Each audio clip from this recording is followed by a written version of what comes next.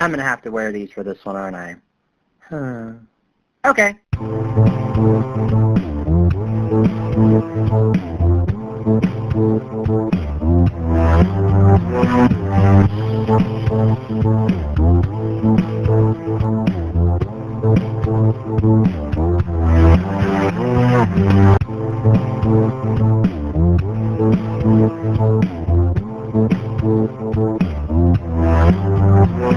Heyo everyone, and welcome to SkillSpark Merlin Media. I'm Merlin, and today we'll be doing the 50 Furry Challenge. It's a challenge I made up.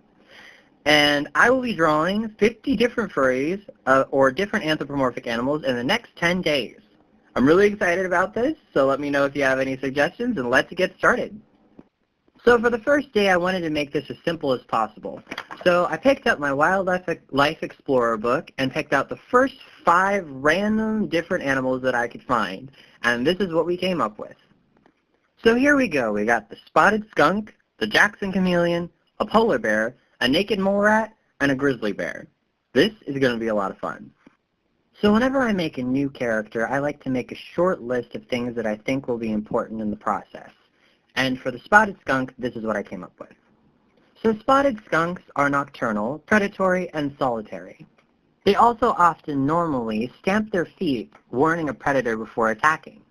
All these characteristics made me picture this female spotted skunk as a female using pepper spray after partying all night at a lavish party with lavish clothes.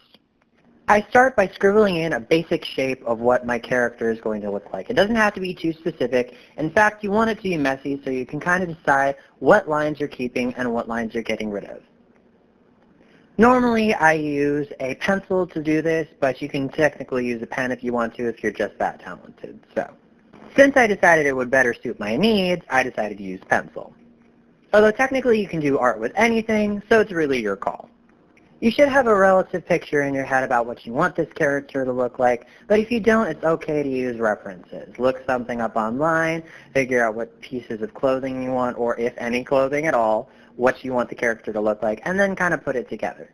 With this one, I had to do it really quickly, so I didn't have that many references, plus I knew exactly what I wanted the character to look like, so it wasn't really necessary to get any. After you have a relative shape, you want to refine that shape so that you get more of an understanding of what your character is going to look at before you do your outline. Outlining is more after the penciling stage, where you usually take a Sharpie or pencil or a pen and kind of outline your drawing so you know more what you're about to draw so you can know how to color it. After you finish the outlining stage, you want to erase the pencil line so it's much clearer to see the picture that you've actually drawn, so you're not just going like back and forth or smudging paper or whatever. So you want to erase the pencil lines, and I just did that. So after the pencil lines are erased, you can now shade the picture, and that's the next step. Shading for me is my favorite step because it makes a character look far more realistic, like shadows and lighting. Those are the things that make a character really pop. Now we've come to the final stage of this picture process, so this picture making process. First we have scribble, then we have outline, after that comes shading, now we're at coloring. Okay, so coloring for me is really, really fun, because this is when you actually get to put all those other parts that you've been working on all together and make the character finally be a little bit more realistic. You're finally coming to the finished product, character or project. This is it, the end game. After this, it's over. Which for me is a little sad, but also exciting at the same time. It's like your baby's all grown up and ready to be ripped apart by those who see it. Lots of fun. Anyway, on to coloring. I chose purple, green, black, and brown for my colors of this picture, and I made sure that the outer lines were much darker and lightened up as you moved closer into the center of the picture. All right, we're done. Yay! Now we have to move on to the other 4. The next species I'm doing for day 1 is the Jackson chameleon. It's usually camouflage green, but it can change its color to blend into its habitat. Males of this species often have 3 large horns at the snout's tip. They also have small eyes that they can move independently of each other. With these characteristics in mind, I decided to make my character nerdy with 3 large horns as a male with reflective cells. Then I just go through my 4 steps, which is scribbling, outlining, shading, and coloring. I added glasses to fulfill the need of nerdy, and then because it's a male, I added 3 horns. For its color, I chose brown shoes, kind of a blue onesie, and then this yellow for the glasses. And then Jackson chameleons are usually found as being green, and I added red spots to add more of an emphasis to the cells.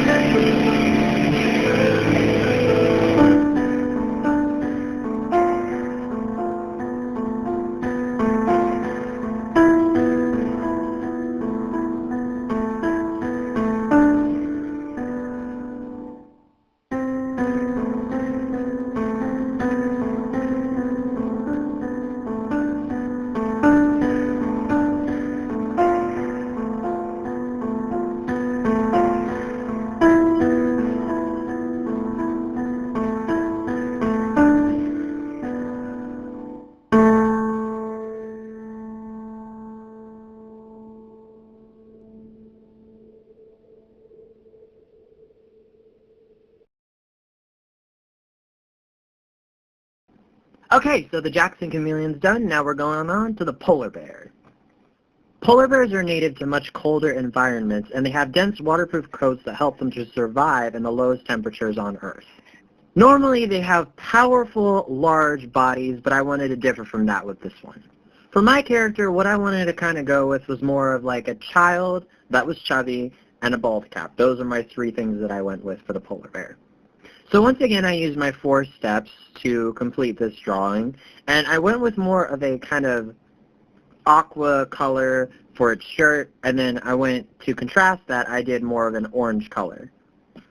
One is more cool and the other is more hot, and then those 2 together complement each other nicely. I also tried to make the cheeks as big as possible and the head larger than the body because it's supposed to be a child, and it's supposed to be a chubby child, so I wanted to add larger cheeks. I also wanted to add a great big smile, but I didn't want to make the teeth sharp because I didn't want it to look scary. I wanted it to look more cute or upbeat or happy.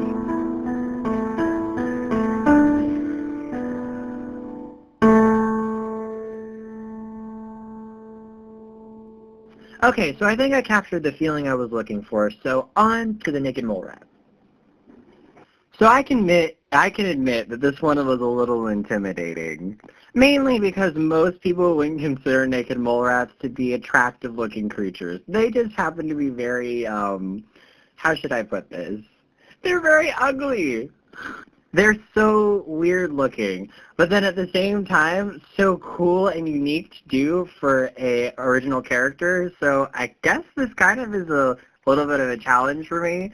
But then at the same time, it was pretty fun to do. So some important facts about the naked mole rat are, first, it has pink, wrinkled skin and almost entirely hairless. It spends its whole life below ground in these elaborate tunnels created by them eating the soil. And they live in colonies ruled by a single female, a similar social structure to that of ants or bees. For my character, I decided she would be an older model, and she would be completely hairless, as well as retired. She's a higher class individual, so I gave her a nice-looking dress with a fur coat and lots of little pearls on it, as well as like this little flower cap to kind of cover her head.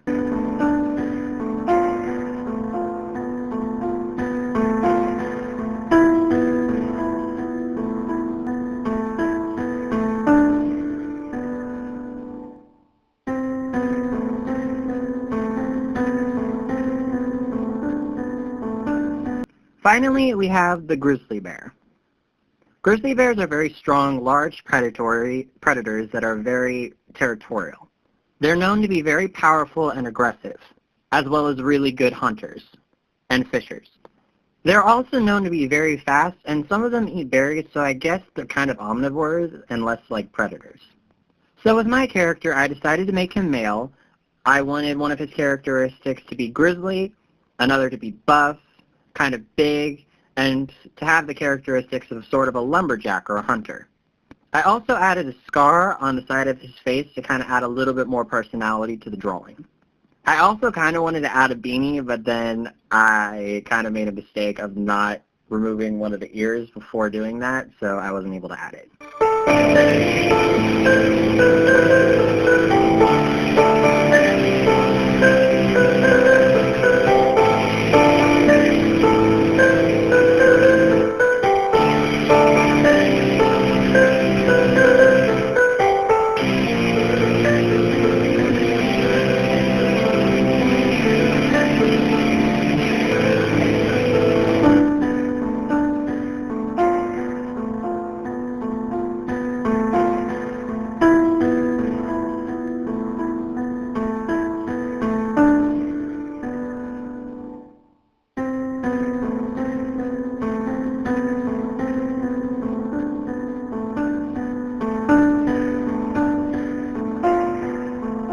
Alright, so that's the end of day 1.